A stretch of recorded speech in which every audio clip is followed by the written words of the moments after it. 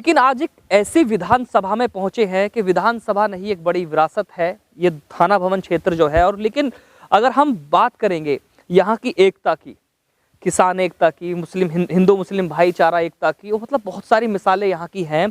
लेकिन जिस तरह से नेशनल मीडिया पर जो दिखाया जाता है आखिर वो मैं उसको सच नहीं मानूंगा, क्योंकि हकीकत तो ज़मीनी स्तर पर नज़र आती है। मेरे पीछे जो आप ये खूबसूरत जगह देख रहे हैं ये किला है और जो यहाँ के जो प्रत्याशी हैं गठबंधन के प्रत्याशी अशरफ अली खान जो है यहाँ के वो प्रत्याशी हैं गठबंधन से, और इन्हीं का ये किला है, इनके पूर्वजों का ये किला है। और आसपास का क्षेत्र इतना खूबसूरत है कि जिस तरह से हमें यहाँ प्यार मिल रहा है उस प्यार की बात तो हम कर ही रहे हैं आपसे, लेकिन यहाँ की जो लोग हैं, यहाँ के जो रहने वाले हैं, आखिर वो इस क्षेत्र के बारे में क्या कहना चाहते हैं उस बारे में हम शुरुआत करेंगे। सबसे पहले शुरुआत हम आपसे करेंगे जी। आपका जो ये क्षेत्र है जी इसकी क्या तारीफ है, क्या खासियत है? यहाँ जो है जी जो इन्होंने मीडिया ना फैला रखा है। पहले नाम बताइए अपना। मेरा नाम सतीश चौधरी है जी, मैं जाट से हूँ।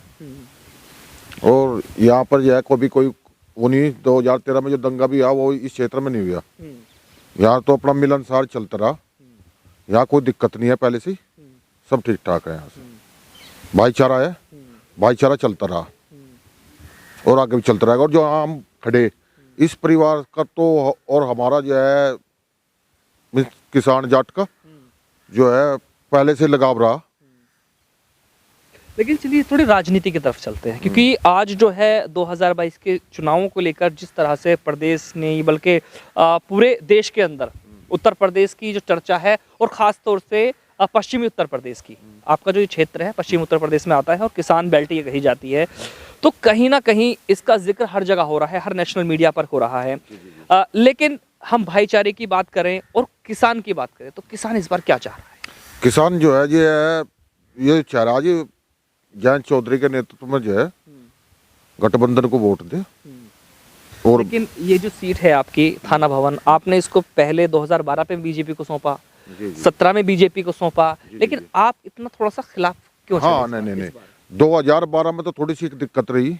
यहाँ पर जो 2 मुस्लिम कैंडिडेट हो गए थे मात्र एक नहीं 2012 में राव वारिस बसपा से थे और जो है अशरफ अली राष्ट्रीय लोकदल से थे। उसमें यह 263 मात्र 263 वोटों से चुनाव हार गए थे अशरफ अली जी। उस वक्त जो है जी मुस्लिम बट गया था। 2017 में और ये पार्लियामेंट का चुनाव हुआ 2014, विधानसभा का चुनाव 2017 में, 2019 में हुआ। भाजपा ने एक प्रोपगंडा कर दिया था, एक हिंदू मुस्लिम, दूसरा जो है 15 लाख की जो है वो खाते में आना, मतलब युवा को 2 करोड़ रोजगार देंगे। लेकिन अब लोग समझ गए, उसमें चौधरी अजीत सिंह जी ने, स्वर्गीय चौधरी अजीत सिंह ने और जयंत चौधरी ने जी ने जो है एक भाईचारा पूरे क्षेत्र में जो है वेस्टर्न यूपी में जो है उन्होंने भाईचारा का पूरे सम्मेलन भी करे, घर घर भी गए, मुस्लिमों को जाटों को गले भी लगवाया, मीटिंग भी हुई। अच्छा जी, तो फिर जो है सब एक जगह आ गया। इसमें खुशहाल है, फिर से पूरा खुशहाल है जी। दोबारा आने वाली है, दोबारा आएगी जी। ये प्लान सलान कुछ ही चलने का, यहाँ जिन्ना नहीं गन्ना चलेगा। हमारे साथ एक और शख्स मौजूद है, बड़ी दिलचस्प कहानी है क्षेत्र की। आपकी जो क्षेत्र की जो राजनीति है इसका जिक्र करेंगे आपसे। भाई हमारा क्षेत्र, मेरा नाम नवेद अली खान है और मैं यहाँ जलालाबाद का निवासी हूँ। हमारे क्षेत्र के अंदर मोहब्बत और खुलूस, हम बचपन से जब से हमने होश संभाला है, हमने बहुत इलेक्शन देखे, बहुत वो देखा।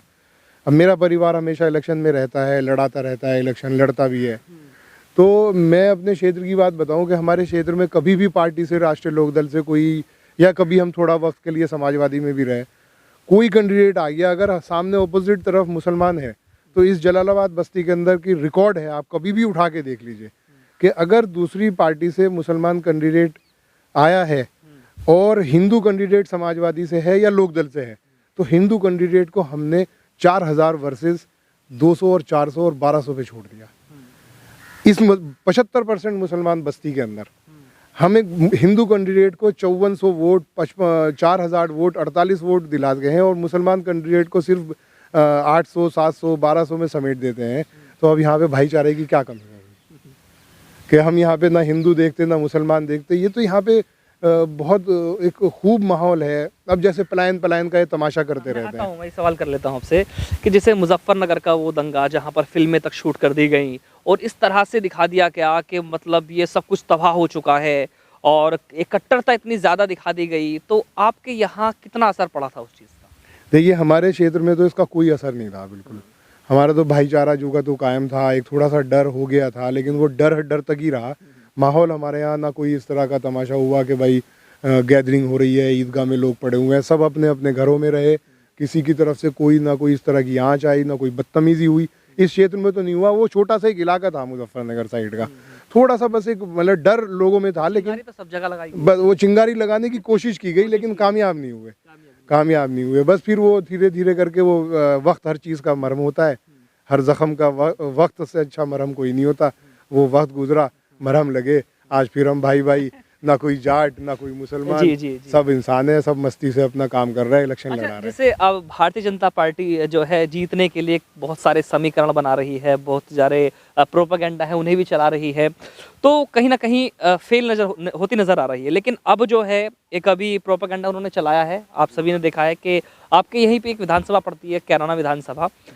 वो वहाँ पहुँचते हैं, एक मुद्दा उठाते हैं कि लोगों ने यहाँ से प्लान किया है और वो मतलब बहुत सारी इस तरह की बातें की हैं, तो वो कितनी चलने वाली है आपके क्षेत्र? देखिए कैराना भी एक मुस्लिम बहुल कस्बा है और जलालाबाद भी एक मुस्लिम बहुल कस्बा है। मैं कैराने के अंदर तो बहुत डिटेल से नहीं जानता, मैं अपने जलालाबाद के बारे में बता सकता हूँ कि मेरे जलालाबाद के अंदर 70% मुस्लिम आबादी है, 75% भी हो सकती है, और 25% के करीब हिंदू आबादी है। मेरे जलालाबाद के अंदर से लगभग हर परिवार से पलायन हुआ है, लेकिन इकोनॉमिक डेवलपमेंट के लिए, अच्छे रोजगार के लिए। घर आज भी उनके यहाँ पे हैं, घर उनके आज लॉक पड़े हुए हैं और जाके शहरों में काम कर रहे हैं, लेकिन अपना घर बेचने को तैयार नहीं है कि साहब नहीं, बस्ती तो ये शानदार है। अच्छा, जैसे मेरा मानना है त्योहार होता है, दिवाली होती है, ईद होती है, होली होती है, तो वो त्योहार मनाने के लिए यहीं मनाते हैं या वहीं मनाते हैं शहर में? लगभग यहीं आते हैं, क्योंकि मैं तो इतना जानता हूँ, एक छोटी सी बस्ती है और हमारे पास कम से कम 7-8 क्विंटल मिठाई आती है दिवाली पे। अरे कितनी खूबसूरती। और ईद पे आप शायद इसमें पूरे लॉन को देख रहे होंगे, यहाँ पैर रखने की जगह नहीं होती। अब मुसलमान को तो फुर्सत नहीं होती अपनी छोड़ के यहाँ आने की, सब यहाँ पे हिंदू भाई मिलते हैं। आपसे पूछेंगे इस बात का जवाब जो है, जिस तरह की इन्होंने बात कही है कि जब ईद होती है तो सभी क्षेत्र के यहाँ लोग आते हैं, तो कैसा नजारा रहता है? 2013 के दंगे में जो जिस टाइम भी वही ईद हुई होगी, तो उस टाइम तो बचना चाहिए था, लेकिन यहाँ भी इतनी भीड़ थी और हिंदू ज़्यादा था। ईद में यहाँ मुस्लिम कम था। मैंने 2 बार देखा, बल्कि 2 साल से तो थोड़ी सी वो कोरोना तो रुके लोग आने से, 2 साल से प्रोग्राम नहीं हुआ, लेकिन जो है यहाँ दंगे में भी नहीं रुके। तो आप योगी जी और मोदी जी को आने वाली ईद का क्या संदेश देना चाहते हैं? हम तो ये चाह रहे जी, ये प्रोपगंडा जो पलाने वाला जो है, वो पाकिस्तान मंदिर मस्जिद कब्रिस्तान शमशान घाट ही ना छोड़ के वे भी मारी गाली लगला, बस और क्या था। क्योंकि 2 बार आप लग गए ना इनके साथ। नहीं, कुछ लग गए, युवा जो है उसमें बकाये में आ गए, लेकिन अब नहीं चला, ये बार बार नहीं चला काट कैंडी। मैं आपके अपनी बताऊं, 2013 के बाद में किस टाइम हुआ था वो 4 महीने का चुनाव था, नगर पालिका का चुनाव हुआ था जब यहाँ, और दंगे उस टाइम पे हुए थे। और मैं खुद उस टाइम जिस टाइम डर था लोगों में, मैं खुद चेयरमैन साहब के चुनाव में यहाँ 8 दिन यहाँ ही चुनाव में रहा, रात दिन, 8 दिन बाद घर गया आज, तो मुझे तो डर नहीं लगा। लेकिन कहीं ना कहीं जिस तरह से बातें होती है, मुजफ्फरनगर का जब नाम आता है तो ऐसा लगता है कि उधर मत जाइए, कि आपको हिंदू को मुसलमान काट के डाल देंगे, मुसलमानों को हिंदू काट के डाल देंगे। इस तरह का जो एक माहौल बनाया गया था, ऐसा कुछ नहीं होता। असामाजिक तत्व जो है मुस्लिमों में भी है, हिंदू में भी है। जो खराब लोग हैं ना, उनकी कोई जाति होती है ना कोई धर्म होता। जो है वो मतलब जो है अच्छे लोग हैं, अच्छे लोगों तो एक देश खड़ा है। जिस दिन अच्छे खत्म हो जाएंगे उस दिन तो खत्म ही हो जाएगा मामला। लेकिन हर आदमी जो है ये नहीं चाहता कि हम आपस में कोई वो दंगा हुआ है। जिससे लगातार हम यहाँ बात कर रहे हैं कि यहाँ ये जाट समाज से हैं, हिंदू समाज से हैं, ये मुस्लिम समाज से हैं, और जिस तरह की इनकी बातें हैं वो काफ़ी दिलचस्प कहानी है, बड़ी दिलचस्प बात है जी। नावेद जी, आपसे और बात करेंगे, बड़ा अच्छा लग रहा है आपसे कि जिस तरह से इन्होंने कहा है कि ईद मनाने के लिए हम यहाँ रहते हैं, आते हैं हिंदू मुस्लिम, आपने भी ये बात कही, तो कहीं ना कहीं आज भी यहाँ एकता कायम है जी, माशाल्लाह। हाँ। बेहतरीन है। तो ये जो लोग हैं, जो ये अलग अलग श्रेणी से आते हैं, बहुत सारी श्रेणी होती है इनकी, तो ये किस किस तरह का प्रोपेगेंडा चलाते हैं और कितना असर आपके यहाँ होता है? देखिए, हमारे यहाँ लगभग असर तो ना के बराबर होता है। थोड़ा सा इमोशनली आदमी थोड़ी देर के लिए हो जाता है कि भाई पता नहीं क्या होगा, ऐसा हो गया, लेकिन वो 2-3 दिन में ऐसा लगता है कि नहीं नहीं तो सब ठीक है, क्योंकि यहाँ पे दिल किसी का बुरा नहीं है, दिल किसी का बुरा नहीं है। अब मैं आपको थोड़ी सी एक मिसाल बताऊँ। बाबरी मस्जिद का दौर चला 1992 में, तो कुछ कंडीशंस ऐसी बन गई थी कि होते हैं, वही भाई ने कहा कि ऐसे तत्व होते हैं हिंदुओं में भी, मुसलमानों में भी। तो वो एक क्राउड इकट्ठा हुआ 100-200 लोगों का कि भाई मस्जिद टूट गई, मंदिर तोड़ेंगे। तो मेरे परिवार ने मंदिरों की छतों पे बैठ के अपने शस्त्र, लाइसेंस की बंदूकें लेके और 3 रातें गुजारी कि कोई मंदिर को आँच ना आ जाए। मेरे चचा ने, मेरे ताया ने, हम तो इतने मतलब इतने ऐसे माहौल के लोग हैं कि हमें मतलब आप सोच भी नहीं सकते कि हमारे यहाँ एक जैन परिवार है, एक जैन परिवार है और भव्य मंदिर है, और इंटरनेशनल लेवल पे, और एक जैन परिवार है, सिर्फ एक जैन परिवार। और आप जाके देखिए कि मंदिर की क्या शान और क्या बुलंद है कि गवर्नर साहब हर साल, गवर्नर, मुख्यमंत्री यहाँ पे मंदिर पे आते हैं। अब क्या है, अब इतने बड़ी भीड़ के अंदर एक परिवार और इतना बड़ा मंदिर चला रहा, उस सब की देख रेख हम हिंदू मुसलमान भाई तो कर रहे हैं जैन मंदिर की, पारिवारिक संबंध है हमारे, और उस परिवार से भी पारिवारिक संबंध है हमारे, है ना जी। आप रखिए अपनी बात जी अपने क्षेत्र को लेकर। देखिए, हमारा क्षेत्र बहुत, मैं कह दूं आपको कि सन 2013 में जब ये मामला हुआ था, कुछ लोगों ने, कुछ राजनीतिक पार्टियों ने ये मामला ख़राब करने की कोशिश की थी। उसके लिए मैं आपको बताना चाहता हूं कि मैं उस टाइम, हमारे जो विधायक जी आज इलेक्शन लड़ रहे हैं, उस वक्त वो हज करने के लिए चले गए थे। जिम्मेदारी मेरी आ गई थी, मैं उस टाइम मेंबर था, सभासद था, और वो चेयरमैन थे। तो उस टाइम जब मुसलमानों के फ़ोन दोनों विधायक जी के मेरे पास थे, जब उनके फ़ोन आए कि चेयरमैन साहब हमारे साथ ऐसा हो रहा है, ऐसा हो रहा है, वो भी वहम था उनका। मैंने जाट समाज के लोगों को फ़ोन करा और उन लोगों को कहा कि मैं फला आदमी को आपके पास भेज रहा हूँ, उसके घेर में जाओ, वो आपको अपने घेर में रखेगा। और उस इंसान ने उन लोगों को अपने घर में रखा, खाना खिलाया, 2-2 दिन, 3-3 दिन। तो झगड़ा तो कोई था ही नहीं, झगड़ा नहीं था कोई, एक हवा बना रखी थी कि वहाँ मार दिया। जाट समाज के लोगों ने मुस्लिम समाज के लोगों को अपने घर में रख के खाना खिलाया, अपने घेर में रख के 3-3, 4-4 दिन हमने गाड़ी भेज के, जो निकल चुके थे वहां से, उनके जानवरों को घास कर रहे हैं, ऐसा माहौल देखिए। ये तो जाट और मुस्लिम करके एक राजनीतिक रोटियां सेकने का काम चल रहा था, ऐसा कुछ नहीं था। वक्त तो बीता है काफी, लेकिन फिर से वही मोड़ है, वही जगह है, वही लोग हैं, वही खुशहाली है, वही सब कुछ है। वही जाट हैं जो आज मुसलमानों के साथ चल रहे हैं, और वही मुसलमान हैं जो जाटों को लेके चल रहे हैं। 2013 में भी जो है, मैं आपको बता रहा, मेरा गांव मलंडी पड़ता है, मेरे गांव के पास टपराना आया है दंगे के टाइम पे। वे मलंडी ओक्का पीना हुए थे, हम टपराना ओक्का पीना हुए थे, और सांझ को नुका दे तम हमारा ना रहा तुम्हारे, मतलब एक मजाक खेला जाए तफरी। सांझ को डर था, कुछ लोग अफवाह फैला रहे थे। अच्छा जी, ऐसा कुछ नहीं था, अमन चैन से सब सो रहे थे। मतलब इतने बड़े मुद्दे को भी जो है आपस में प्यार भाईचारे के साथ में जो हंसी मजाक में टालते थे, हंसी मजाक में टालते थे जी। ओक्का पीते थे टपराने में जाकर, टपराने वाले आकर मलंडी में ओक्का पीते थे, इतना प्यार था जी। और आज भी इतना ही है, ग्रुप भी वही है, लोग भी वही हैं, लोग भी वही हैं। अच्छा, शादी में अब हमारा इनके बीच के लोगों ने मामला गड़बड़ करा। हमारा इनके परिवार में जी है जी, उस टाइम पे भी दंगे के टाइम में भी शादी में आना जाना, चंदन साहब का, अशरफ अली जी का पूरा रहा।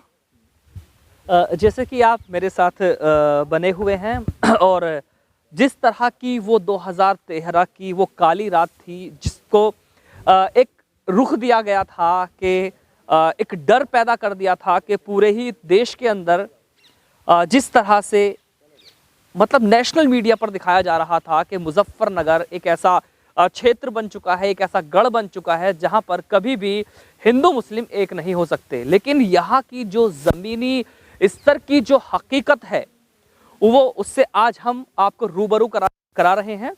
आपने सुना ही होगा कि हमारे साथ एक तरफ वही हिंदू समाज के लोग और एक तरफ वो मुस्लिम समाज के लोग।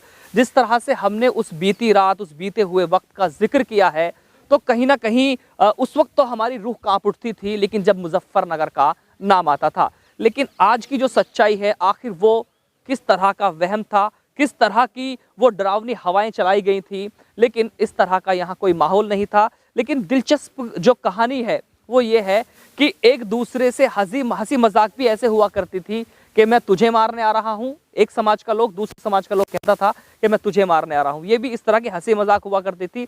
लेकिन शाम को जो है एक गांव के लोग दूसरे गांव में की बैठक पे जाकर के एक हुक्का चिलम लगाया करते थे, तो दूसरे गांव के लोग दूसरे दिन उसी दूसरे गांव में आकर के हुक्का चिलम लगाया करते थे। तो ये कहानी है मुजफ्फरनगर की। लेकिन आज की जो हकीकत है वो सच्चाई है कि यहाँ की जो हिंदू मुस्लिम एकता है वो आज भी बरकरार है। तो मेरे साथ आज के इस एपिसोड में जुड़े रहिए, क्योंकि हमने आपको वो सच दिखाया है जिस सच को छुपा करके एक झूठ फैलाया गया था। मैं चौधरी अफसर हमारे सहयोगी के साथ, एशियन न्यूज़।